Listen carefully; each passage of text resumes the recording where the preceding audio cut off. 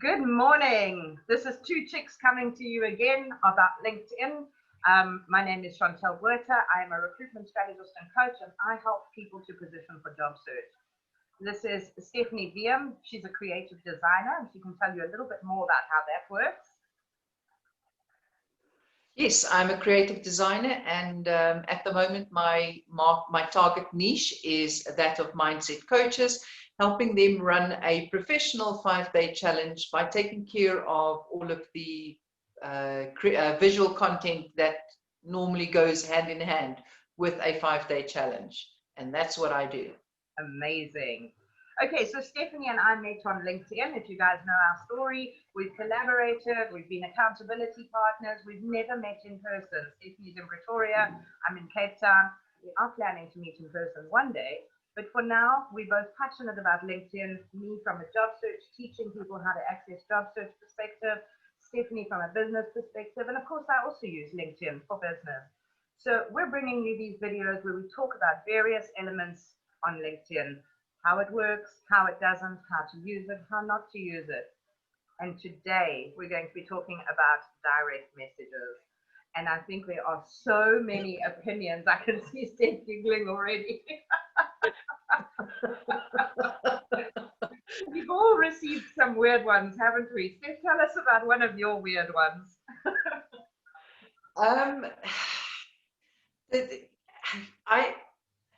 I like your smile. Really? Is that the first thing you notice about me? I like your smile. Or hi, that's it. Hi.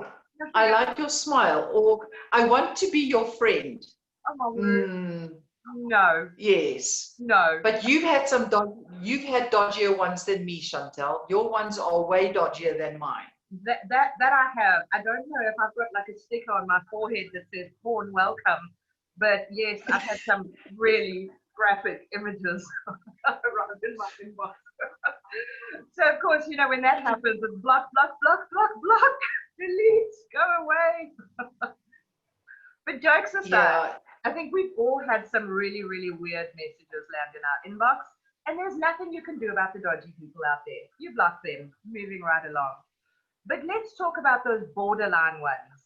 You know, you will have someone who tries to pitch you, for instance. Now, in Stephanie and my case, we always have people who want to sell stuff to us. So we also have sales messages land in our inbox. How do you feel, Steph, when you get someone who tries to sell you and you don't know who the hell they are land in your inbox? You know, my headline says helping mindset coaches run a professional 5-day challenge. That's the first line of my headline. So when someone connects with me and calls me a fellow coach, I'm not a coach. I'm not a coach. So I'm not a fellow coach. So don't sell me a program that I can sell on to people that I'm supposedly coaching. Really, you know, you've not taken the time to read. So if you're going to connect with someone, at least know what they're doing. You know, that's common courtesy. Absolutely. Yes. Yes. Sorry. I think we all feel like that.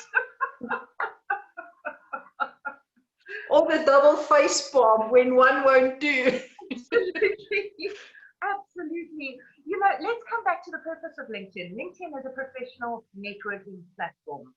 So it's all about professional networking. Now, you as a salesperson might think you're being professional when you cold call someone in their inbox. But for me on the receiving end, it's not professional at all. I want you to get to know me. I want you to read my profile. And I want you to make a little bit of effort before you land in my inbox.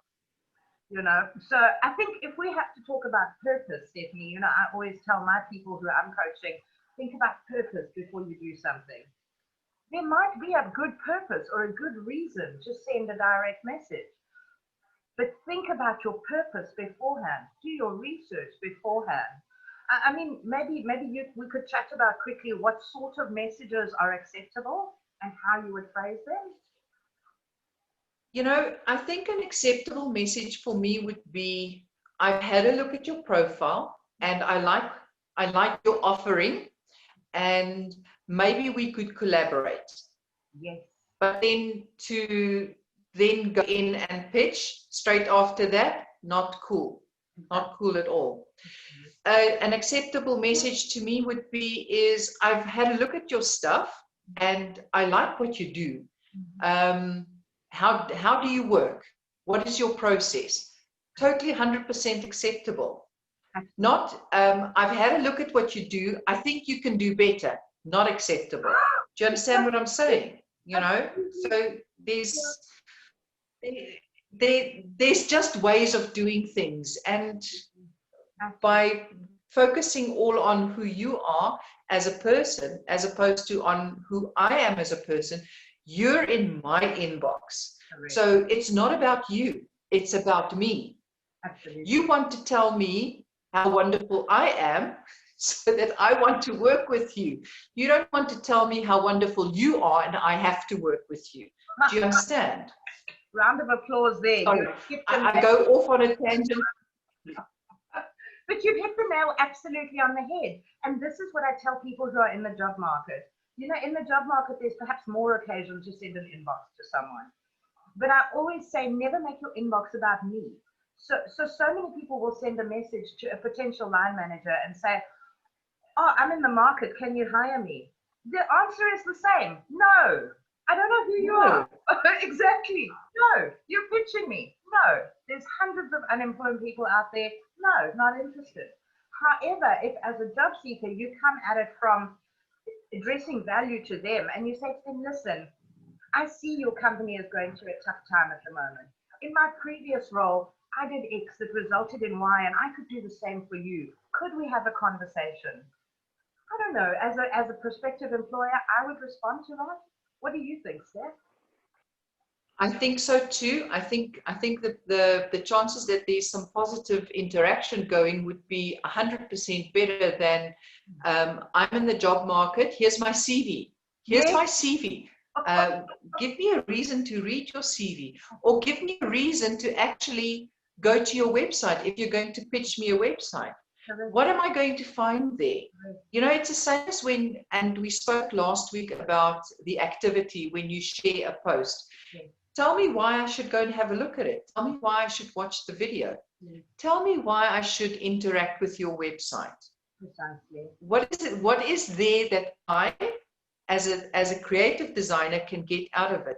What is there that Chantel, as a recruitment coach, can get out of working with you? Do you understand? So it's all about what's in it for me. Yes. You know those WIFMs again?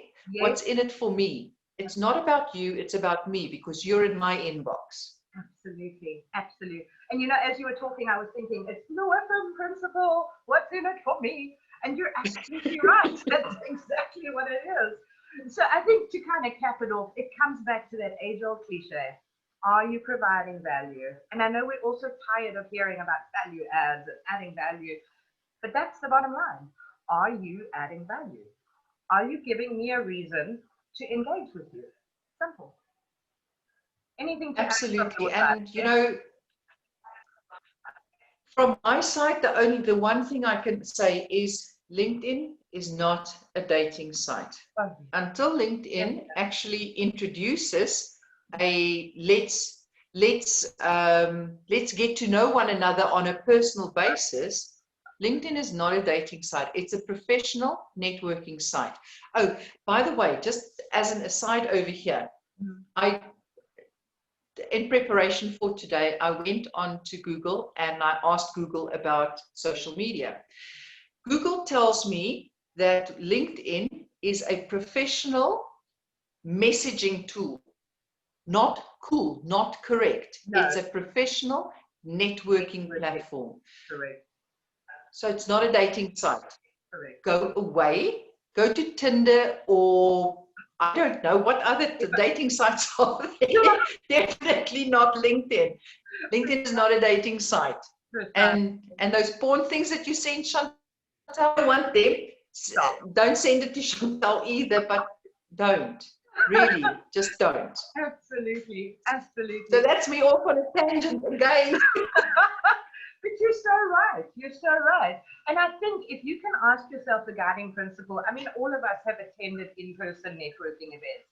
You know, the cocktail parties or the events after a conference or an expo, whatever the case may be.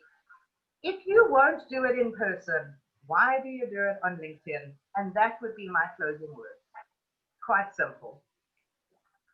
100%. 100%. If you don't do it in person, don't do it on LinkedIn. There you And go. I think you hit the nail on the head there, Chantel. Totally. Awesome. So on that note, we'll see you guys next week. Take care. Okay, bye.